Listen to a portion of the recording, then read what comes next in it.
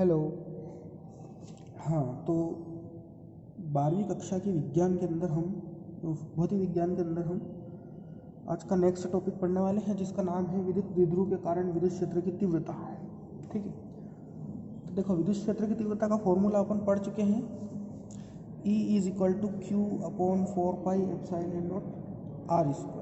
ये विद्युत क्षेत्र का फॉर्मूला अपन पढ़ चुके हैं। ठीक है, तो आज अपन निकालने वाले विद्युत क्षेत्र की तीव्रता तो अपनों ने निकाल ली थी। अब विद्युत क्षेत्र की तीव्रता जो है वो विद्युत द्विध्रुव के कारण निकालेंगे अपन। विद्युत द्विध्रुव क्या होता है वो पहले से देख लेते हैं अपन। ठीक है, तो विद्युत द्विध्रुव क्या होता है वो देखेंगे सबसे पहले। तो इसकी मैं एक बार डेफिनेशन आपके सामने लिख देता हूँ। ठीक है, कि विद्युत द्विध्रुव होता क्या। विद्युत द्विध्रुव, इसको बोलते हैं विद्युत द्विध्रुव। द्विध्रुव का मतलब क्या होता है? दो ध्रुव, है ना।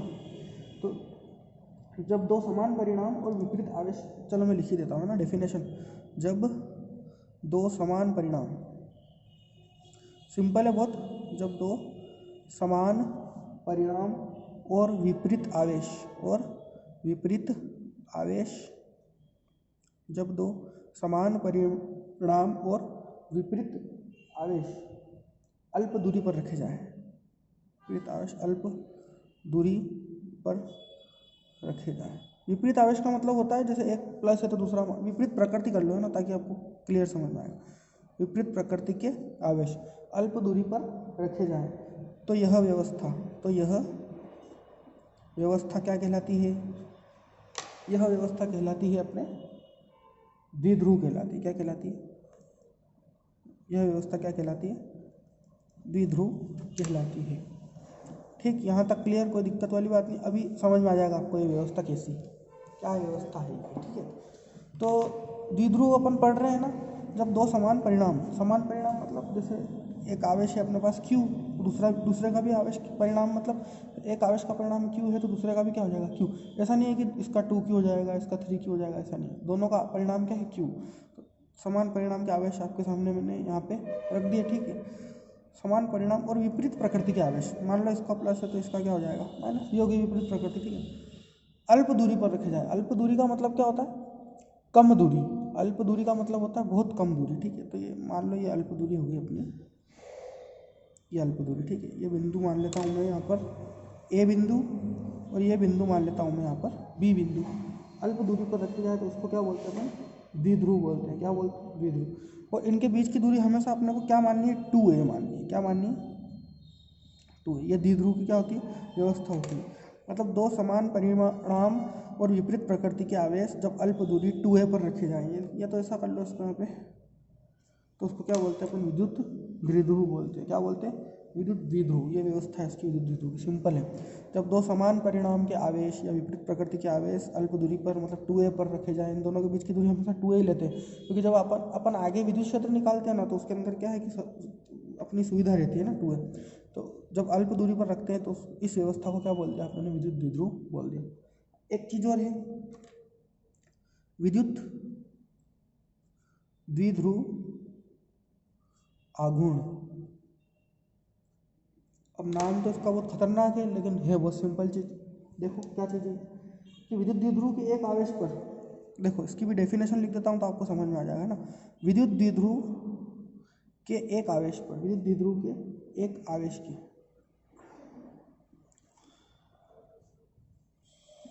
परिणाम एवं एक आवेश के परिणाम एवं उसके परिणाम एवं उसकी अल्प दूरी के गुणनफल को, है ना, उसके बीच की दूरी के, ऐसा लिख देता हूँ, उसके बीच की दूरी के गुणनफल को क्या कहते हैं अपन? विद्युत द्विध्रुव आघूर्ण कहते हैं। ठीक है, अब देखना कैसे, डेफिनेशन देखते थे ना और सूत्र बन जाएगा। ठीक है, विद्युत द्विध्रुव मतलब ये व्यवस्था। ठीक है, एक आवेश के परिणाम, मान लो एक आवेश कौन सा ले लेते हैं अपन? Q ले लेते हैं। तो एक आवेश का परिणाम क्या हो गया? Q।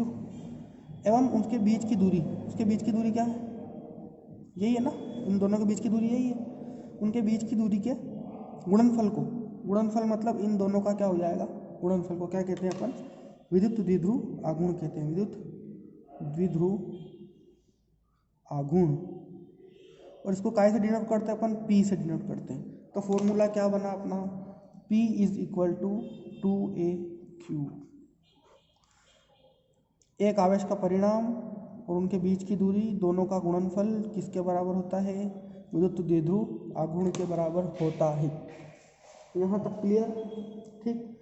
अच्छा, एक चीज़ और ध्यान रखने का है इसके अंदर कि ये क्या है अपने पास, सदिश राशि है। क्या है, सदिश राशि। सदिश राशि अपने को क्लियर है, फिर भी एक बार देख लेते हैं कि सदिश राशि मतलब जिसकी दिशा का ज्ञान होता है उसको बोलते हैं अपन सदिश राशि, है ना। तो ये कौन सी राशि है, सदिश राशि। तो सदिश राशि का मैंने आपको सीधा सा कॉन्सेप्ट बता रखा है कि जैसे ही अपने को सदिश राशि पता चले उसके ऊपर काय का निशान लगा दो, तीर का निशान लगा दो, ठीक है। तो ये हो गई सदिश राशि, ठीक है। क्योंकि विद्युत क्षेत्र की तीव्रता ज्ञात करेंगे, विद्युत क्षेत्र की तीव्रता की तो हमेशा दिशा होती है, तो जब दिशा होती है तो वो कौन सी राशि होती है, सदिश राशि होती है, ठीक। मात्रक निकाल लो जल्दी से इसका, 2a क्या है, दूरी है। दूरी का मात्रक क्या होता है, मीटर ही होता है। और आवेश है, आवेश का मात्रक कूलाम, तो इसका गरीब मात्रक है मीटर इंटू कूलाम, ठीक है। ये हो गया। अब उसके बाद इसकी विमा निकालना चाहो तो निकाल लेना, ठीक है। नहीं निकालना चाहो तो भी कोई बात नहीं, लिख लोगे तो अच्छी बात है विमा, है ना। मीटर इंटू कूलाम है। दूरी को काय से लिखते हैं अपन, एल से, और कूलाम का वो आता है 80, है ना। तो ML/80, M0 हो जाएगा दूरी का, ये दूरी अपने पास तो इसका 1, और आवेश का क्या होता है 80। तो ये हो गया अपना विद्युत द्विध्रुव आघूर्ण, ठीक है। इसको एक बार और देख लेते हैं अपन, लास्ट बार, कि भाई विद्युत द्विध्रुव क्या होता है कि दो समान परिणाम और विपरीत प्रकृति के आवेश अगर अल्प दूरी 2a पर रखे जाए तो उसको बोलते हैं विद्युत द्विध्रुव। और अगर विद्युत द्विध्रुव की जो व्यवस्था है उसमें से एक आवेश उठा लो, ये उठा लिया आवेश, और उसका एक परिणाम है, आवेश का परिणाम है ना, ये आवेश का परिणाम उठा लिया, और उनके बीच की दूरी, इनके बीच की दूरी उठा ली, दोनों का क्या कर दिया, गुणनफल। तो वो किसके बराबर होता है, विद्युत द्विध्रुव आघूर्ण के बराबर। यहाँ तक क्लियर कट, ठीक है। अब ये तो हो गया अपनी छोटी सी डेफिनेशन हो गई। अपन देखते हैं कि द्विध्रुव के कारण विद्युत क्षेत्र की तीव्रता। अगर इसका फोटो लेना चाहो तो फोटो ले लो। विद्युत द्विध्रुव के कारण विद्युत क्षेत्र की तीव्रता, विद्युत द्विध्रुव के कारण विद्युत क्षेत्र की तीव्रता।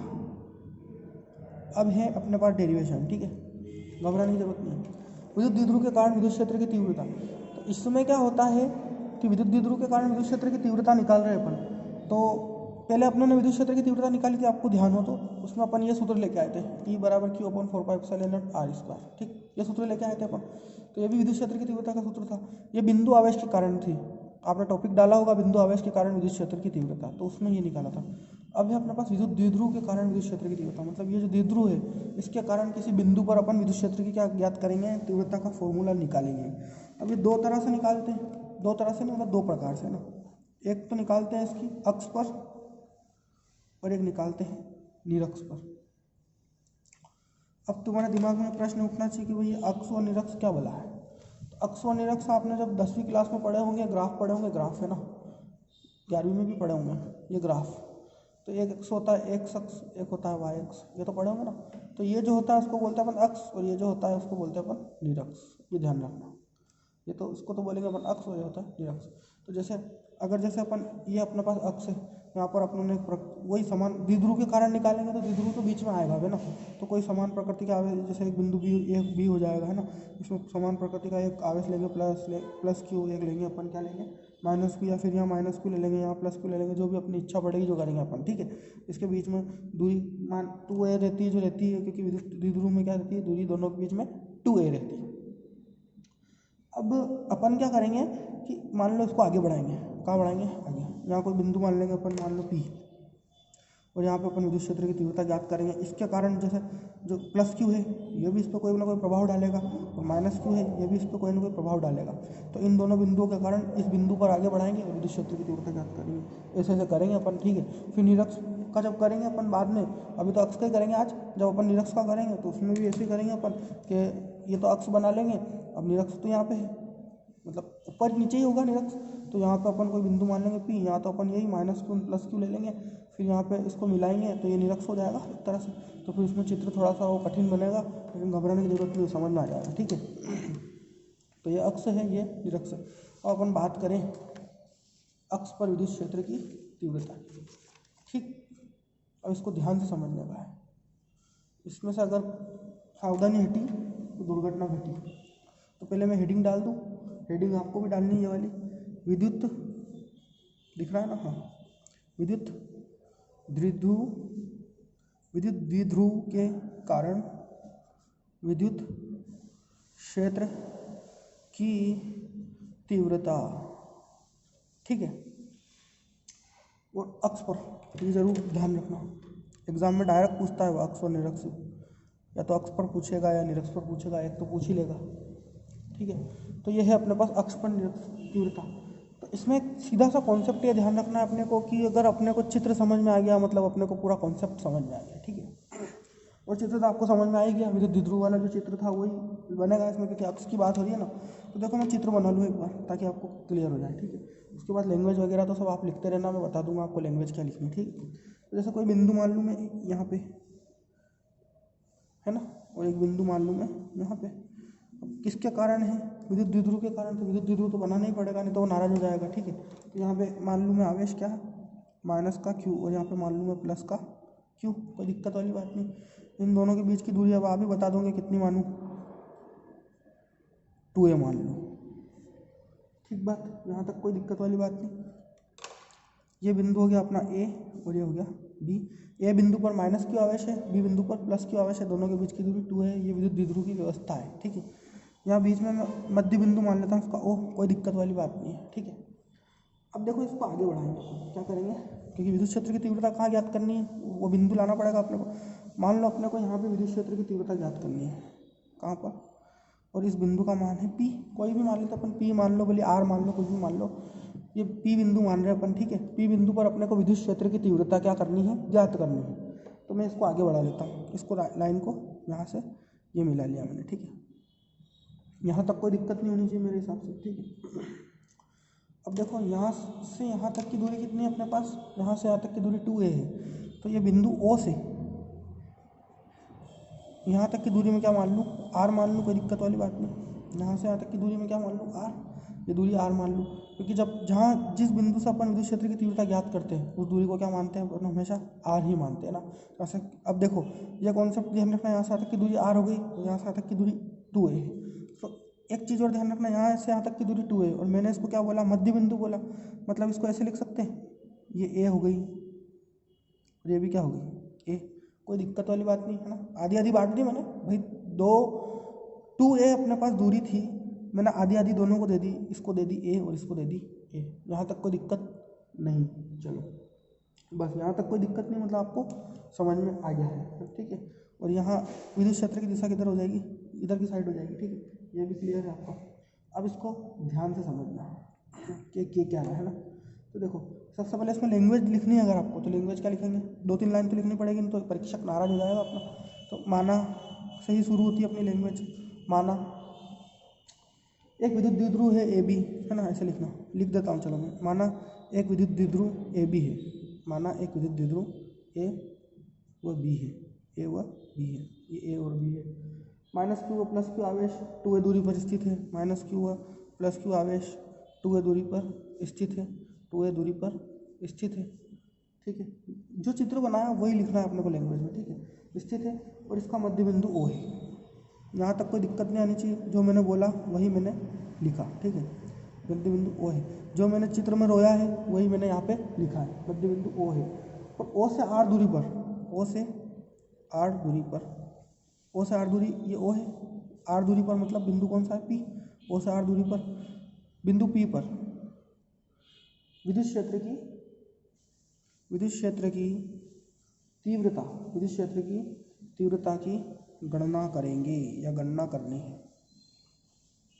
बस खूब है लैंग्वेज, ज़्यादा नहीं लिखनी, ठीक है। अब ये राइटिंग समझ के लिख लेना थोड़ा, वैसे मैंने बोल भी दिया है साथ में। अब ध्यान से समझना इसको। सबसे पहले मैं लिख रहा हूँ माइनस क्यू आवेश के कारण विद्युत क्षेत्र की तीव्रता, माइनस क्यू आवेश के कारण विद्युत क्षेत्र की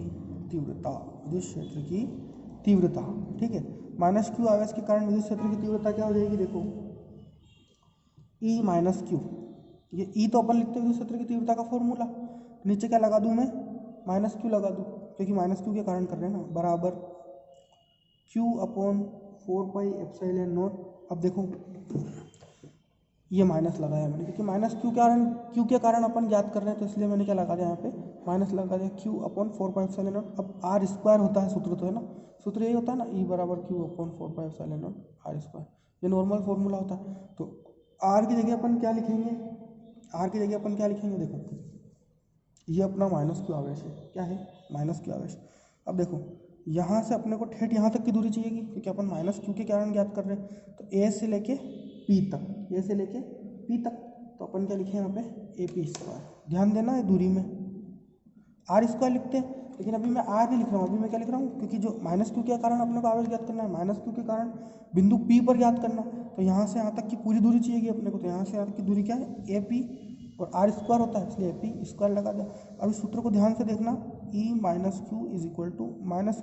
माइनस क्यू लिखा हो तो समझ में आ गया होगा, क्योंकि माइनस क्यू के कारण है, अपन 4πε0 AP²। अब ये दूरी कितनी है ये बता दो मुझे, यहाँ से यहाँ तक की दूरी कितनी, R है, ठीक है, और अपने को ये दूरी और चाहिए, तो यहाँ से यहाँ तक की दूरी कितनी, A है, तो मैं इसको R+A लिख दूँ तो कोई समस्या तो नहीं है भाई। यहाँ से यहाँ तक की दूरी है R, यहाँ से यहाँ तक की दूरी कितनी है, R, और अपने को टोटल चाहिए, तो इसमें ये और जोड़ देता हूँ मैं A, तो क्या हो जाएगी, R+A²। कोई दिक्कत नहीं आनी चाहिए। AP = R+A, मैं यहाँ पे लिख के भी बता देता हूँ आपको, ताकि आपको ध्यान रहेगा ना कि AP की जगह अपनों ने क्या रखा, R+A, और स्क्वायर था तो स्क्वायर लगा। तो यहाँ से यहाँ तक की दूरी ये हो गई, यहाँ तक कोई दिक्कत नहीं होनी चाहिए। अब इसी प्रकार से अपन क्या करते हैं, प्लस क्यू आवेश के कारण,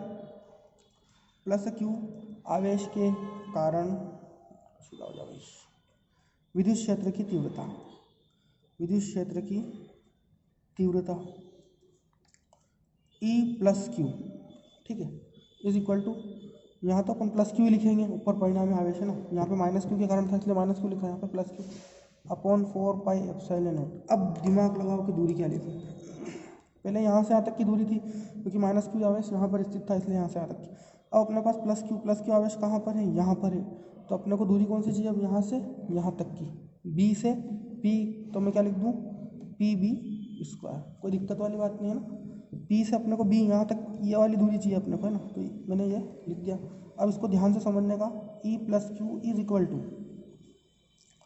= Q/4πε0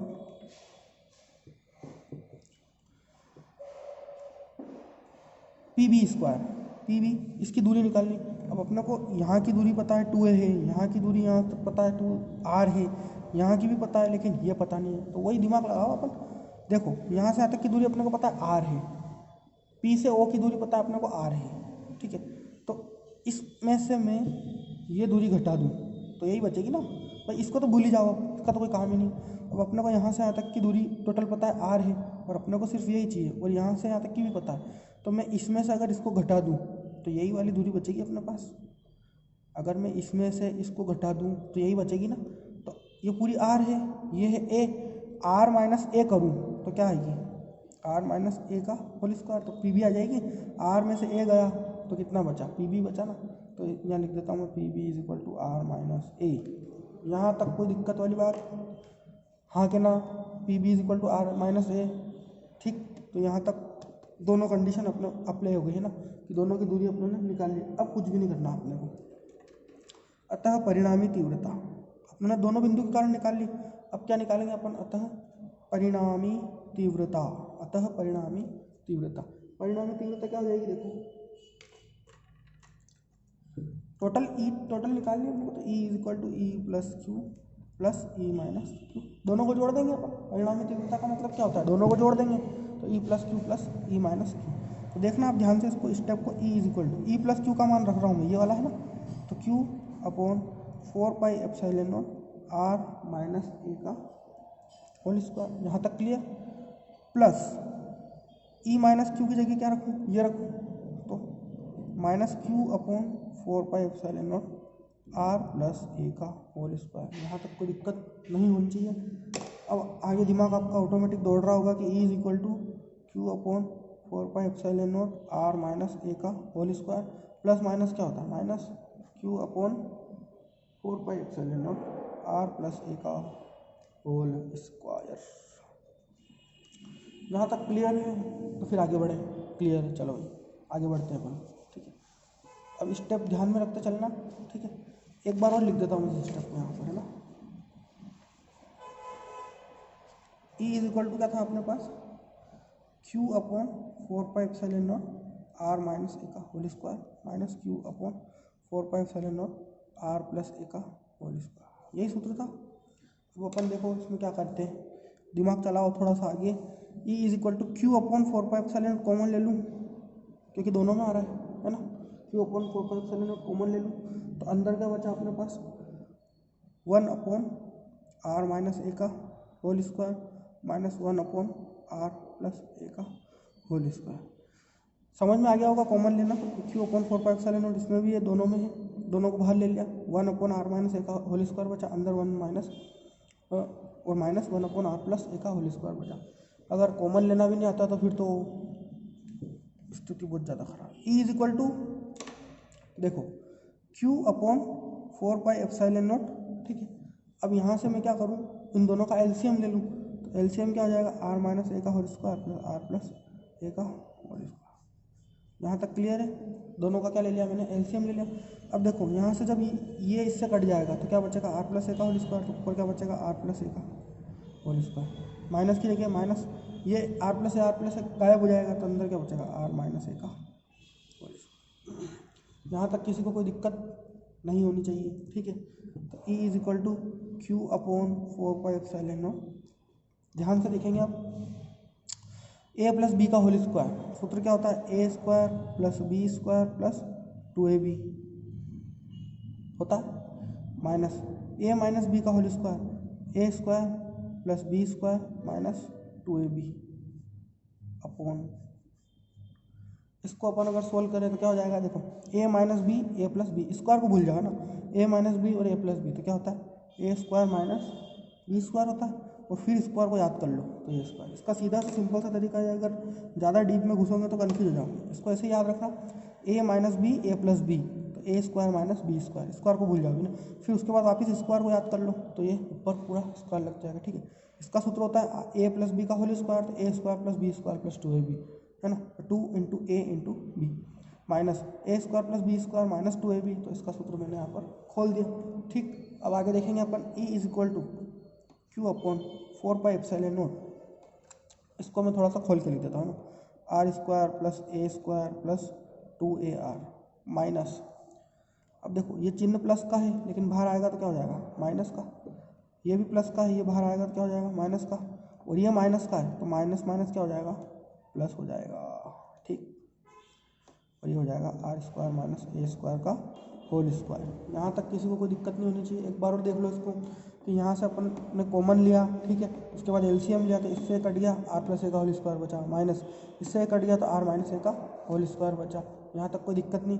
उसके बाद इसको खोला अपनों ने, ए प्लस बी का whole square is equal to होता है a square plus 2ab, sorry हाँ कुछ भी लिख दो, a square plus b square plus 2ab, और ए माइनस बी का होल स्क्वायर होता है a square plus b square minus का 2ab। ठीक, और ए प्लस बी और a minus b is equal to होता है a square minus b square. तीन फॉर्मूले यहाँ पे मैंने लगाए हैं, वो सिंपल से है। ठीक है, ए minus b a plus b, तो a square minus b square, दोनों के ऊपर स्क्वायर था तो यहाँ पर भी मैंने क्या लगा दिया, फॉर्मूले के ऊपर स्क्वायर लगा दिया। ठीक, E is equal to q upon 4πε0। ठीक, अब ध्यान से देखना इसको, ये आर स्क्वायर प्लस का है, ये आर स्क्वायर माइनस का है, या तो इसको काट दो, या फिर अगर काटना नहीं भी आ रहा हो तो इसे ध्यान रखना इसको कि आर स्क्वायर में से आर स्क्वायर गया तो कितना बचा, 0 बचा। ए स्क्वायर और ए स्क्वायर प्लस का माइनस का, ये दोनों भी खत्म। 2ar और 2ar कितना होता है, 4ar होता है ना भाई। ये ar है और ये ar है, तो ar और ar, तो ये 2ar है, 2ar मतलब एक एप्पल, 2 एप्पल और 2 एप्पल कितना हो जाएंगे, 4 एप्पल, तो 2ar और 2ar 4ar upon r square minus a square का होल स्क्वायर। यहाँ तक क्लियर है। अब यहाँ पे थोड़ा सा अपने को क्या लगाना है, दिमाग लगाना है। क्या लगाना है, दिमाग। कैसे लगाना है, देखो अपन विद्युत द्विध्रुव के कारण, टॉपिक वापस याद करो, विद्युत द्विध्रुव के कारण विद्युत क्षेत्र की तीव्रता पढ़ रहे हैं अपन, तो ई इज इक्वल टू क्या हो जाएगा, क्यू अपॉन 4πε0। तो इसको कैसे न कैसे करके अपने को द्विध्रुव के रूप में तो लाना पड़ेगा। तो द्विध्रुव के रूप में कैसे लाया, देखो ये 4 है, इसको मैं क्या लिख दूँ, 2 लिख दूँ, कोई रोकने वाला नहीं मुझे, है ना। 2 और ए आर बटा r square minus a square का होल स्क्वायर। यहाँ तक कोई दिक्कत? 2 लिख दिया मैंने ना, 4 को क्यों लिखा वो आगे पता चलेगी। 4 को क्या लिख दिया मैंने? 2 अब यहाँ से देखना, अब मैंने विद्युत द्विध्रुव का सूत्र क्या पढ़ा? P = 2AQ पढ़ा, हाँ या ना? P = 2AQ। तो अपने को क्या बनाना है यहाँ पे? 2AQ बनाना है ना। देखो Q तो है अपने पास, A भी है और 2 भी है, तो बना लो 2AQ। देखो एक Q को उठा लो, एक 2 को उठा लो और एक A को उठा लो, है ना। ये तो गुणनफल में कोई दिक्कत नहीं आएगी। तो E = क्या हो जाएगा? देखो Q × 2A, ठीक है। ये 2, ये A और ये इंटू अपने पास अलग से क्या बच रहा है? ये और ये बच रहा है, तो उसको लिखते हैं अलग से। और 4πε0 r square minus a square का होल स्क्वायर। यहाँ तक कोई दिक्कत?